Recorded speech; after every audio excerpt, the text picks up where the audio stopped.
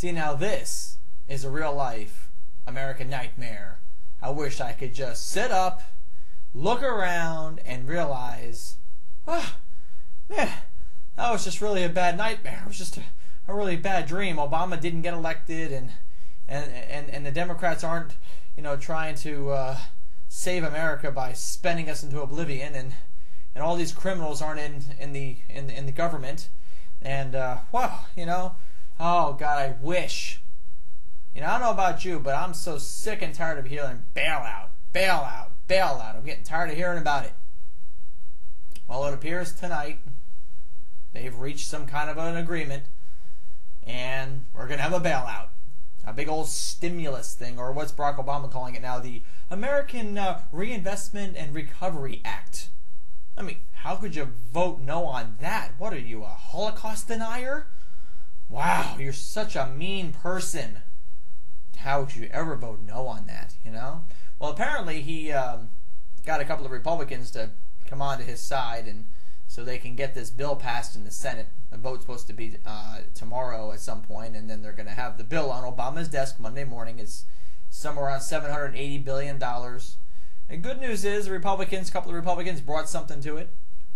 There's apparently some relief for homeowners in there. There's automobile relief, tax relief in there to cut back on that. There's some other provisions in there that are supposed to actually, do something.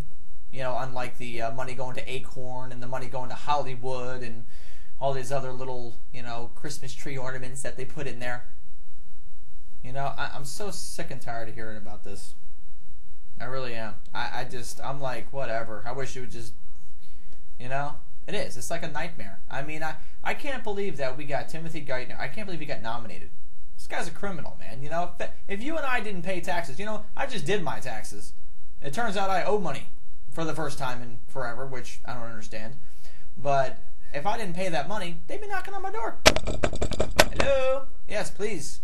It's like $175, but they'd still be like, money, How are all these appointees getting away with not paying, Daschle had, $44,000, and Geithner had, his money from that, and, how are they getting away with this? Oh, no, I'm sorry, Daschle's was $140,000, I think. Oh, my gosh. How did they not, you ever notice something? All of these people that Barack Obama, or mostly all of them that he's nominated, not all of them, but mostly all of them, a lot of them have come from what famous era in history? What famous era in history? I'll give you a few seconds to think about that. Let's think about the names. Well, let's see. Leon Panetta is now being nominated to head up, I think, the CIA or something, some crazy thing.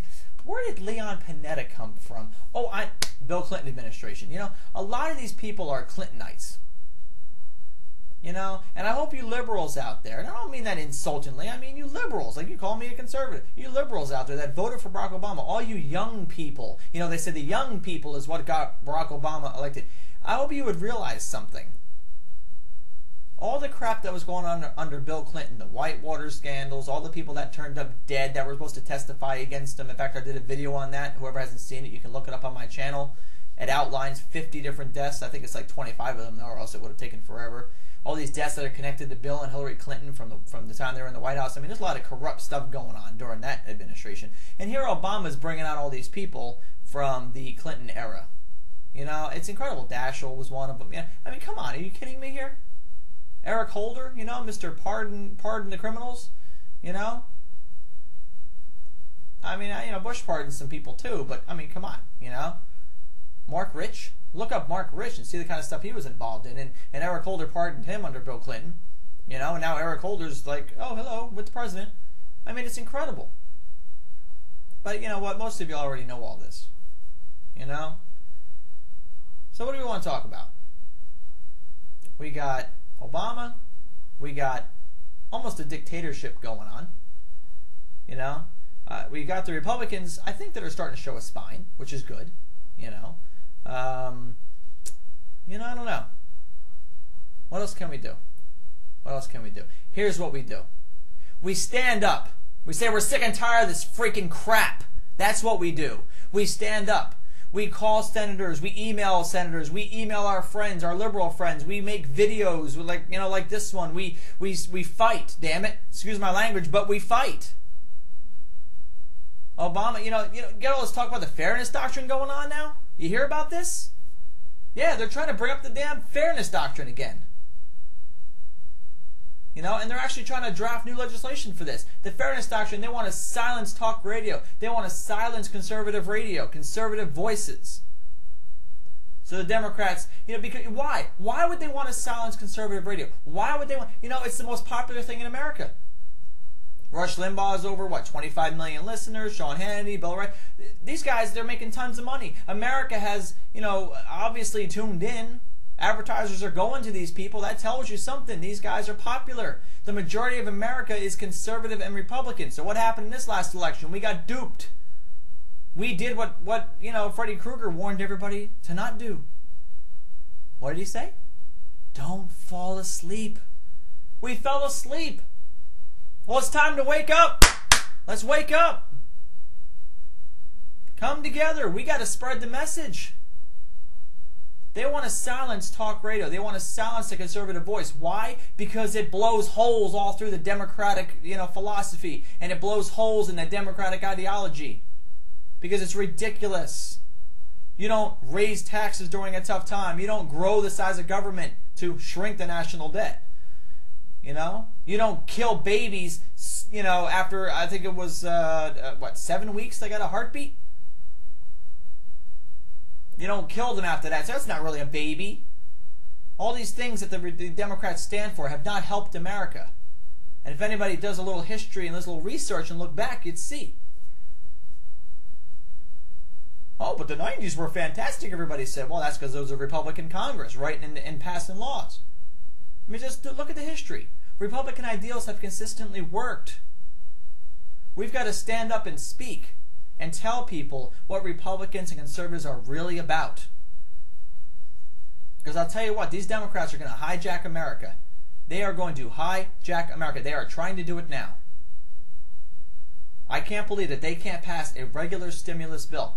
I heard a couple of senators on the Republican side were talking, they were saying, you could actually pass a really, really good stimulus bill that would jumpstart this economy, and it would cost $150 billion. And you could have this economy rolling. Why is this thing $780 billion now?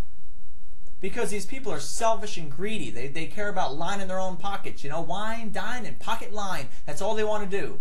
Secure themselves, their future in the political campaigns that they're going to be running in. That's what they're more interested in.